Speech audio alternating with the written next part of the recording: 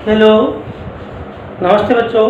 पिछले जो क्लास थी उसमें हम पढ़ रहे थे आपकी भौतिक राशियाँ, भौतिक राशियों के प्रकार बताया था, मूल भौतिक राशियाँ और व्युत्पन्न भौतिक राशियाँ। और मूल भौतिक राशि होती जिनका मेजरमेंट किया जा सकता है या जो मेजरेबल है, और जो फिजिक्स के नियमों को एक्सप्लेन करने में या उनकी व्याख्या करने में, ठीक प्राकृतिक घटनाओं की जो व्याख्या करते हैं उसके लिए फिजिक्स के जो नियम और सिद्धांत बनाते हैं उनके लिए उनका उपयोग होता है। अब ये हमने कहा था कि ये मापे जा सकती हैं। अब मापने के लिए किसका उपयोग करते हैं, वो है मात्रक। तो किसी भी चीज़ का मेजरमेंट कैसे करते हैं कि किसी भौतिक राशि के एक निश्चित मान को लेकर उसका कोई नाम दे दिया जाता है। जैसे किलोग्राम है तो किलोग्राम को निश्चित वजन है, लंबाई है कोई निश्चित लंबाई है, ठीक, मीटर है जो। तो इस तरह से सबसे पहले हम पढ़ते हैं मात्रक या यूनिट या इकाई। तो पहले क्या है आपका मात्रक या इकाई, और अंग्रेजी में क्या कहेंगे इसे, यूनिट। तो क्या है मात्रक, भौतिक राशि के नियत मानी निश्चित किए गए, निश्चित किए गए मान को, निश्चित किए गए मान को जिससे तुलना करके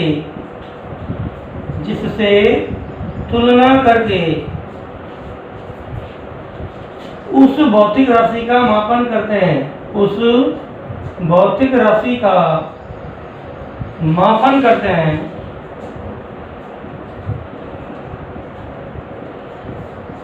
उस भौतिक राशि का मात्रक कहते हैं, ठीक। तो वो क्या है आपका मात्रक। अब इसमें है कि आपका कि हमने साहब भौतिक राशि का मान निश्चित कर लिया। देखिए हमने जैसे गिलास कह दिया कि साहब एक गिलास, जैसे कहीं दूध है उसका मेजरमेंट कर रहे हैं कि साहब उस बाल्टी में 10 गिलास दूध है, लेकिन उससे हमें पता नहीं चल पा रहा कि गिलास छोटा है बड़ा है, या कहते हूँ 3 बिलांद है। अब जो बिलांद है जो आपकी है ये स्लाइड है, ये छोटे बच्चे की छोटी होगी, बड़े की बड़ी होगी, इसलिए मात्रक होते हैं वो स्टैंडर्ड होने चाहिए, जिन्हें कहते हैं मानक मात्रक, जो सर्वमान्य हो, सब दुनिया उसे माने, जिस पर ताप दाब स्थान आदि का कोई प्रभाव नहीं हो, समय का कोई प्रभाव नहीं हो, तो वो कहलाते हैं मानक मात्रक या स्टैंडर्ड यूनिट। तो यूनिट्स कैसी होनी चाहिए, स्टैंडर्ड, ठीक, जो सर्वमान्य हो। जैसे आपका किलोग्राम है, अब किलोग्राम एक निश्चित वजन है, चाहे कहीं उसे वेट करो कभी भी वेट करो, तो आपको ये जो परिभाषा है ये स्टैंडर्ड मात्रक की है। जो मानक मात्रक, तो मात्रक कैसे होनी चाहिए, स्टैंडर्ड होनी चाहिए, मानक होनी चाहिए। तो ये हो गया मात्रक या इकाई। अब आपके मात्रक या इकाई है वो भी आपकी भौतिक राशियों की तरह ही 2 प्रकार के होंगे। एक आपके मूल मात्रक या फंडामेंटल यूनिट, कौन से मात्रक, मूल मात्रक, मूल भौतिक राशियों की मात्रा मूल मात्रक कहलाते हैं। जैसे लंबाई का मात्रक मीटर, तो ये मीटर कैसा मात्रक है, मूल, क्योंकि मूल राशि लंबाई का है। द्रव्यमान मूल राशि है, उसका मात्रक किलोग्राम, ये भी मूल मात्रक है। समय मूल भौतिक राशि है इसलिए सेकंड है, ये भी आपका कैसा है, मूल मात्रक। तो मूल भौतिक राशियों के मात्रक मूल मात्रक कहलाते हैं। अब आपका है व्युत्पन्न मात्रक, व्युत्पन्न मात्रक या डिराइव्ड यूनिट्स। व्युत्पन्न भौतिक राशियों के मात्रक व्युत्पन्न मात्रक कहलाते हैं। ये मूल मात्रकों के गुणा और भाग से प्राप्त होंगे, अर्थात वे मात्रक जो मूल मात्रकों पर निर्भर करते हैं, अर्थात मूल मात्रकों के परस्पर गुणा और भाग द्वारा आएंगे। जैसे आपने पढ़ा चाल बराबर दूरी बटा समय। अब चाल का मात्रक क्या होगा, दूरी का मात्रक मीटर, समय का सेकंड, तो मीटर आपका मूल मात्रक, समय आपका मूल मात्रक, लेकिन मीटर प्रति सेकंड क्या हो गया, व्युत्पन्न मात्रक। डिटेल में आप पढ़ निकालेंगे मात्रकों को, तो आपके मात्रक कितने प्रकार के हो गए, 2 प्रकार के। कौन कौन से, मूल मात्रक और व्युत्पन्न मात्रक। अब ये जो मात्रक आपको बताओ, हमने लंबाई का मात्रक मीटर लिखा है, लंबाई तो सेंटीमीटर में मापते हैं, लंबाई तो हम फुट में मापेंगे, लंबाई तो हम फरवी में मापेंगे, लंबाई तो हम माइक्रोमीटर में लेंगे, वजन हम किलोग्राम में लेंगे, हम तो ग्राम में लेंगे, हम तो क्विंटल में लेंगे, हम टन में लेंगे। अतः इन मात्रकों का एक सिस्टम है कि अर्थात मात्रकों के समूह को एक विशेष प्रणाली में रखा गया, एक विशेष सिस्टम में रखा गया है, उन्हें कहते हैं मापन की पद्धतियाँ।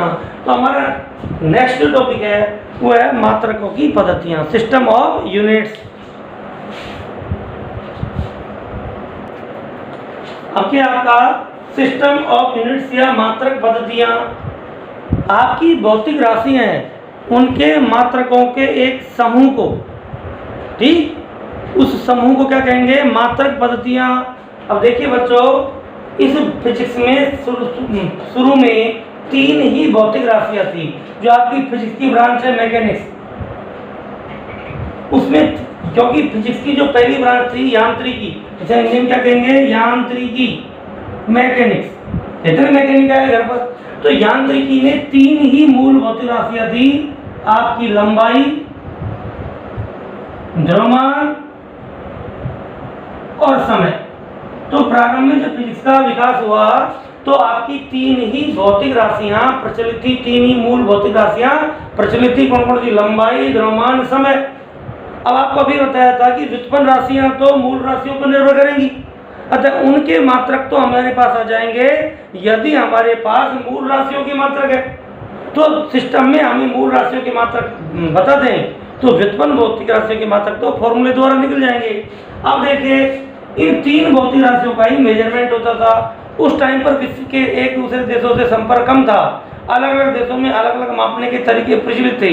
तो प्रारंभ में 3 ही प्रकार की मात्रक पद्धतियाँ थी। कौन कौन सी, पहली थी आपकी MKS, हमारे देश में यही पद्धति प्रचलित थी।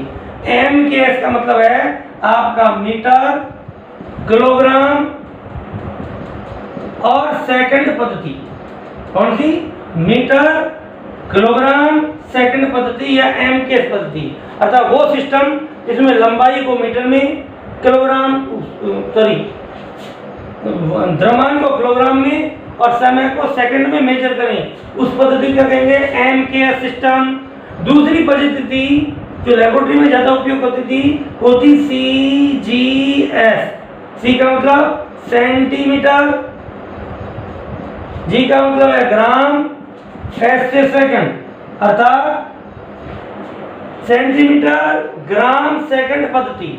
तीसरी जो पद्धति थी वो थी FPS, अर्थात फुट, पाउंड और सेकंड पद्धति। आज जो लंबाई में आपसे पूछते थे लंबाई कितनी, तब हम बोलते हैं 5 फुट 5 इंच, 5 फुट 6 इंच, तो लंबाई फुट में मेजर करते हैं। ये आपकी थी ब्रिटिश पद्धति। ये कब प्रचलन आई हमारे देश में, जब ये ब्रिटिश की ब्रिटेन में काम आती थी, हमारे देश में अंग्रेजों का शासन था, इसलिए मेजर को हम फुट में मेजर करने लग गए। FPS फुट, पाउंड, सेकंड पद्धति। तो प्रारंभ में आपकी ये कितनी पद्धति आती थी, 3 ही। लेकिन 1971 में आपके अंतर्राष्ट्रीय वैज्ञानिकों के मापतोल के संबंध में एक कॉन्फ्रेंस का आयोजन हुआ, ठीक। इसका जो ब्यूरो कार्यालय है वो आपके फ्रांस के पेरिस के पास है। फ्रांस के पेरिस के पास में 1971 में एक आपकी मीटिंग हुई या गोष्ठी हुई अंतर्राष्ट्रीय स्तर पर वैज्ञानिकों की, और उसमें डिसाइड किया गया कि अलग अलग पद्धतियां प्रचलित करने की बजाय पूरे अंतर्राष्ट्रीय स्तर पर केवल एक ही पद्धति होनी चाहिए, ठीक। कितनी पद्धति होनी चाहिए, एक, क्योंकि अंतर्राष्ट्रीय स्तर पर व्यापार होता है या कोई भी उपकरणों का आदान प्रदान होता है तो एक ही तरह का मेजरमेंट काम में होना चाहिए। नंबर 2, मूल राशियों की संख्या बढ़ चुकी थी, अब मूल राशियों की संख्या बढ़नी थी और आपकी राशियां हो गई थी 7। इसमें और राशियां जुड़ गई थी, लंबाई, द्रव्यमान, समय, विद्युत धारा, ताप, पदार्थ की मात्रा और आपका ज्योति तीव्रता या प्रदीपन तीव्रता, ज्योति तीव्रता, ये 7 मूल राशियां आ गई थी क्योंकि फिजिक्स की और शाखाएं आ चुकी थी। तो 1971 में मानक अंतर्राष्ट्रीय पद्धति या स्टैंडर्ड इंटरनेशनल यूनिट, तो मापन की जो अंतर्राष्ट्रीय पद्धति है उसे बोलते हैं SI, system of international units. क्या है SI का मतलब, सिस्टम ऑफ इंटरनेशनल यूनिट। तो वर्तमान में जो हम पद्धति काम में लेते हैं, जो सर्वमान्य है, ठीक, वो कौन सी पद्धति है? एसआई पद्धति। तो मुख्यतः हमारे किस सिस्टम का उपयोग होगा? एसआई पद्धति का। इसलिए हम किसके बारे में पढ़ेंगे? मुख्यतः एसआई पद्धति के बारे में। तो अब आपकी अंतरराष्ट्रीय पद्धति पढ़ते हैं। देखिए बच्चों, मात्रकों की अंतरराष्ट्रीय पद्धति है एसआई पद्धति, ठीक, एसआई सिस्टम। तो इसी का हमारे मुख्यतः उपयोग होगा। हम ज़्यादा बात करेंगे इसी की मैक्सिमम, ठीक। आपके एमकेएस, सीजीएस, एफपीएस का तो कभी कभी जिक्र करेंगे, बाकी मुख्यतः आपकी कौन सा सिस्टम यूज होता है? SI system. अब ये एसआई सिस्टम क्या है? मैंने आपको अभी बताया है, ये 1971 में माप तोल की अंतर्राष्ट्रीय संस्था है, उसके फ्रांस के पेरिस के निकट जो स्थान है वहाँ पर एक गोष्ठी हुई।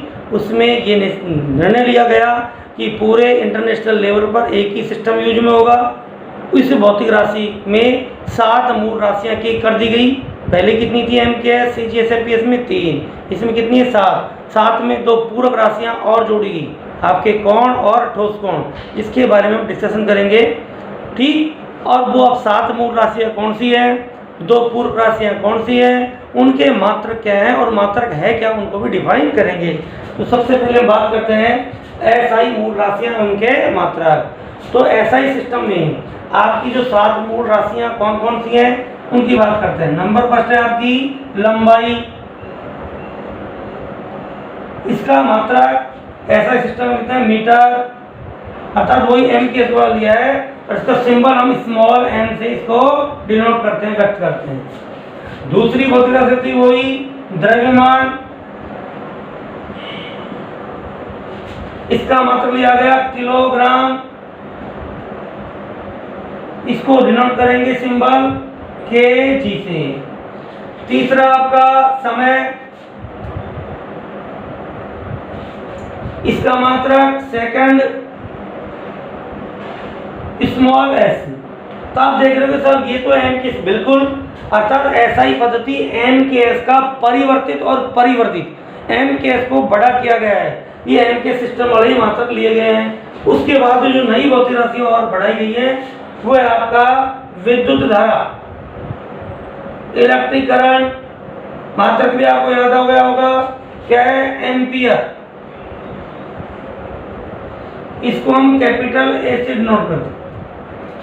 उसके बाद है ऊष्मा गतिकता, या केवल ताप भी कह सकते हैं, टेम्परेचर, उसका होता है केल्विन। इसको हम कैपिटल के से नोट करते हैं। उसके बाद है पदार्थ की मात्रा,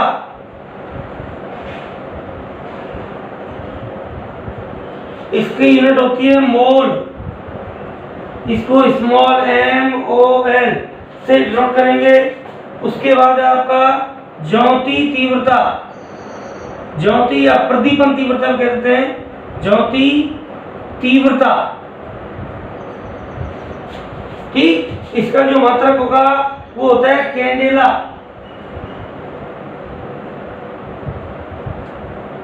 इसको हम स्मॉल सी डी से डिनोट करते हैं। तो ये आपके 7 हैं मूल भौतिक राशियां, लंबाई, द्रव्यमान, समय, विद्युत धारा, ऊष्मागतिक ताप, पदार्थ की मात्रा, ज्योति तीव्रता।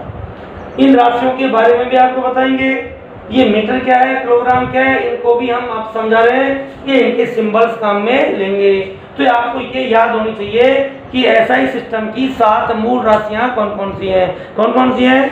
लंबाई, द्रव्यमान, समय, विद्युत धारा, ऊष्मागतिक ताप, पदार्थ की मात्रा और ज्योति तीव्रता, उनके एसआई मात्रक और ये संकेत आपको याद होने चाहिए। अब हम इस एसआई जो सिस्टम है उसके जो मूल मात्रक हैं उनको डिफाइन करते हैं कि 1 मीटर किस दूरी को कहें, 1 किलोग्राम कितना वजन होता है, 1 सेकंड कितना टाइम है, 1 एम्पियर किस करंट को कहते हैं। ये सारे हम नेक्स्ट डिफाइन करते हैं मूल मात्रकों की अंतरराष्ट्रीय परिभाषा। परिभाषाएं बहुत हैं, लेकिन वो परिभाषाएं जो इंटरनेशनल लेवल पर मान्य है उन परिभाषाओं की बात करते हैं। अब बच्चों मूल मात्रकों की अंतरराष्ट्रीय परिभाषा, ये परिभाषा बताने से पहले मैं आपको बता रहा हूँ, हो सकता है कई पढ़ाते हैं तो इन परिभाषाओं का जिक्र भी नहीं करते हैं, लेकिन हमारे अंदर क्यूरियसिटी होती है सर 1 मीटर कहाँ से आया होगा, शुरू में 1 मीटर कहाँ से लिया। ठीक, ये स्वाभाविक है हमारे अंदर क्यूरियसिटी, तो जानना जरूरी है। आपको इन परिभाषाओं को याद करने की, रटने की कोई जरूरत नहीं है, क्योंकि इसमें बड़ी बड़ी संख्याएं भी आएंगी, इसलिए परेशान होने की जरूरत नहीं है। ये केवल आपकी रुचि के लिए या जानकारी के लिए बता रहा हूँ। नंबर फर्स्ट है, 1 मीटर है क्या। मैंने अभी आपको डिस्कस किया था कि फ्रांस के पेरिस के निकट एक स्थान है जहाँ पर अंतर्राष्ट्रीय माप तोल की लेबोरेटरी है। वहाँ पर एक छड़ रखी हुई है। क्या रखी हुई है? छड़। उस छड़ का मान शुरू में 1 मीटर माना गया, लेकिन बाद में क्या हुआ, ड्यू टू टेम्परेचर इफेक्ट उस जो छड़ है वो छड़ कुछ मुड़ गई हल्की सी कहीं, इसलिए वैज्ञानिकों के दिमाग में हुआ कि अभी तो ये कम मुड़ी है, बाद में कहीं इसमें डिस्ट्रॉय हो गए या छड़ में कहीं नुकसान हो गया तो फिर 1 मीटर की लंबाई क्या होगी, अंतर्राष्ट्रीय स्तर पर विवाद पैदा हो जाएगा। इसलिए उस परिभाषा को छोड़ दिया गया है। उस छड़ की लंबाई को 1 मीटर अब नहीं कहते हैं, क्योंकि वो छड़ में बंकन हो गया है, इसलिए 1 मीटर की नई परिभाषा दी गई। देखिए जो प्रकाश है ये तो कभी नष्ट नहीं होगा, प्रकाश तो रहेगा। अब प्रकाश निर्वात में आपके 1 सेकंड में दूरी कितनी चलता है,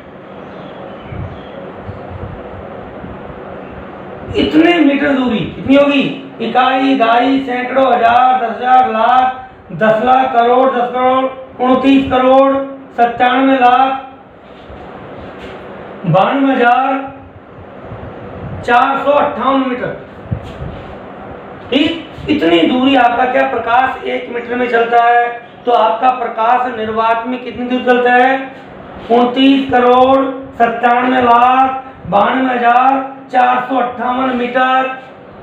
ठीक, अब यदि इसको हम वैज्ञानिक पद्धति में व्यक्त करें, जो वैज्ञानिक पद्धति होती है उसमें आगे बताएंगे हम इसी चैप्टर में मेजरमेंट में कि बाईं तरफ से एक अंक के बाद क्या लगा देंगे, दशमलव। तो इसको यहाँ दशमलव लगाएं, क्या लगाएं यहाँ पर, दशमलव। तो बताओ कितनी घात लगानी पड़ेगी हमें देखो 1 2 3 4 5 6 7 8, क्या हो जाएगा 10 की घात 8 लगा दें। अब इतनी बड़ी संख्या को कौन लिखकर रोकेगा, इसलिए इसका राउंड ऑफ करें। तो देखो जब भी हम दशमलव के पहले के अंक को घटाते हैं तो पिछले अंक को हम क्या करेंगे, अब बताओ ये कितने हैं, 9, तो यहाँ से हटाएं तो ये 9 का क्या हो जाएगा 10, 10 का 0 और ये हो जाएगा 3, तो कितना हो गया 3 गुणा 10 की घात 8 मीटर पर सेकंड। बताओ प्रकाश का वेग लिखते हैं, तो ये प्रकाश का अप्रोक्सीमेट वेग है। सही जो पूरी एक्चुअल मान है वो कितना है आपका 29 करोड़ 97 लाख 92,458 मीटर पर सेकंड। ये आपका प्रकाश का वास्तव में वेग, इसको हम क्या कर सकते हैं 3 गुणा 10 की घात 8 मीटर पर सेकंड। ये लगभग प्रकाश को याद करने में दिक्कत आए तो याद कर लो, प्रकाश 1 सेकंड में 3 लाख किलोमीटर चलता है। कितना चलता है 3 लाख किलोमीटर। ठीक, ये दूरी है। अब देखिए तो बताओ भाई 1 सेकंड में कितना चलता, बोलो 29 करोड़ 97 लाख 92,458 मीटर। दूरी कितने में चलता है 1 सेकंड में, तो 1 मीटर दूरी कितने में चलेगा, 1 मीटर दूरी चलेगा आपका 1/29 करोड़ 97 लाख 92,458, इसमें सेकंड में कौन सी 1 मीटर। तो आगे 1 मीटर की परिभाषा क्या है, परिभाषा प्रकाश द्वारा निर्वात में 1/29 करोड़ 97 लाख 92,458 सेकंड समय अंतराल में चली गई दूरी को 1 मीटर कहते हैं। प्रकाश खत्म नहीं होगा अतः हम इस दूरी के द्वारा मीटर का निर्धारण करते हैं। तो अंतरराष्ट्रीय स्तर पर यह परिभाषा प्रचलित है। और भी परिभाषा है लेकिन हम ज़्यादा डिटेल में जानना चाहते हैं, उसका कोई मतलब ही नहीं है। तो आपकी ये परिभाषा आपको याद रखना तो अच्छी बात है, नहीं याद हो तो कोई मुश्किल परेशानी नहीं है। तो ये आपकी क्या है, ये प्रकाश द्वारा 1 सेकंड में चली गई दूरी होती है। तो 1 मीटर दूरी क्या है, प्रकाश द्वारा 29 करोड़ 97 लाख 92,458 सेकंड में चली गई दूरी। इस दूरी का कहेंगे 1 मीटर। अब हम बात करेंगे 1 किलोग्राम की। अब हमारा नई जो मूल मात्रक है वो है 1 किलोग्राम। तो 1 किलोग्राम कितना द्रव्यमान होता है, तो देखिए 1 किलोग्राम क्या है, फ्रांस के पेरिस के निकट जो अंतर्राष्ट्रीय मापतोल प्रयोगशाला है उसमें एक बेलन रखा हुआ है बेलन। ये एक बेलन रखा हुआ है और इस बेलन का जो वजन है ये किसका बना हुआ है? ये प्लेटिनम और इरिडियम जो मिश्र धातु है उससे बना हुआ है। इस बेलन के वजन को 1 किलोग्राम माना गया है। फ्रांस के पेरिस के निकट स्थित अंतर्राष्ट्रीय मापतोल प्रयोगशाला में रखे हुए प्लेटिनम इरिडियम धातु के बेलन का वजन कितना है? 1 किलोग्राम। ठीक, क्योंकि इस बेलन के आकार आकृति में कोई चेंज नहीं हुआ है इसलिए इसको भी अंतर्राष्ट्रीय स्तर पर अभी परिभाषा मान रखा है। लेकिन वैज्ञानिकों को दिमाग में ये रहा कि यदि आपके सिलेंडर या बेलन है ये नष्ट हो जाए तो, कोई इसको चुरा ही ले जाए तो, समझ में आ गया? तो इसलिए नई परिभाषा ये दी गई कि आपका आपने दूध नापते हो ना, लीटर है, आपने पढ़ा है लीटर। इस तरह से देखो, आपके दूध नापने का लीटर ये बना दिया मैंने, होता लीटर। ये 1 लीटर आपका, इस 1 लीटर में हम क्या भरते हैं? पानी भरते हैं। क्या भरते हैं इसमें? पानी। ठीक, आपका और ताप कितना हो? 4 डिग्री सेंटीग्रेड पर शुद्ध जल भरे, प्योर वाटर। तो दूसरी परिभाषा है 4 डिग्री सेंटीग्रेड पर 1 लीटर शुद्ध जल का द्रव्यमान कितना होता है? ये भी आपका 1 किलो होता है। यदि आपके घर में कभी वाट नहीं हो, जरूरत पड़े किलो की, तो आपका जो 1 लीटर होता है जिससे दूध का मेजरमेंट करते हो, दूध एग्जैक्ट किलो नहीं आता, ये डेंसिटी पे डिपेंड करता है। इसलिए इसमें 1 लीटर शुद्ध जल भरें और कितने पे? 4 डिग्री सेंटीग्रेड पर। आप सोचते हो सर टेम्परेचर से क्या प्रभाव होगा? टेम्परेचर बदलता है तो जल का जो डेंसिटी है वो बदलती है, वो हम पढ़ेंगे आगे चल के। ठीक, दूसरी परिभाषा ये आ गई कि 4 डिग्री सेंटीग्रेड पर 1 किलोग्राम शुद्ध जल के वजन को, सॉरी 1 लीटर शुद्ध जल के वजन को 1 किलोग्राम कहते हैं। अब प्रश्न होगा साहब लीटर भी नष्ट हो जाए तो भाई तत्व तो नष्ट नहीं होंगे। तो तीसरी जो परिभाषा वो है कि जो कार्बन 12 एटम, कार्बन 12 का मतलब जिसकी द्रव्यमान संख्या 12 हो, उसके 5 गुना 10 की घात 25 परमाणुओं का वजन, कार्बन 12 के 5 गुना 10 की घात 25 परमाणुओं का द्रव्यमान 1 किलोग्राम होता है। तो तीनों ही परिभाषाएं अंतर्राष्ट्रीय स्तर पर मान्य है, कोई सी भी परिभाषा लिखी जा सकती है। तो ये किसकी परिभाषा होगी? 1 किलोग्राम की। सीधा सा फ्रांस के पेरिस में अंतर्राष्ट्रीय मापतोल प्रयोगशाला में रखे हुए प्लेटिनम इरिडियम धातु के बेलन का वजन कितना है? 1 किलोग्राम। 4 डिग्री सेंटीग्रेड पर 1 लीटर शुद्ध जल का वजन 1 किलोग्राम। कार्बन 12 के 5 गुना 10 की घात 25 परमाणुओं का वजन 1 किलोग्राम। तो किसकी परिभाषा आ गई? 1 किलोग्राम की। अब ऐसा आपका 1 सेकंड समय क्या होता है उसको डिफाइन करते हैं। देखिए बच्चों, उसको हम डिफाइन करें, लेकिन आपका क्या फिर वीडियो लंबा हो जाएगा और आपको प्रॉब्लम्स आएगी देखने में, इसलिए उसको नेक्स्ट आपकी क्लास है उसमें बाकी एसआई मात्रकों को डिफाइन करेंगे। तो देखिए आपने आज हमने क्या पढ़ा था? आपके मापन की पद्धतियाँ, मात्रकों की पद्धतियाँ, MKS, CGS, FPS, SI system के आपके मूल मात्रक। अब आगे से जब थोड़ा सा और आगे पढ़ेंगे, अभी तो हमने कुछ भी नहीं पढ़ा, तो आपको डेली कुछ क्वेश्चंस भी दिया करेंगे। थैंक यू बच्चों।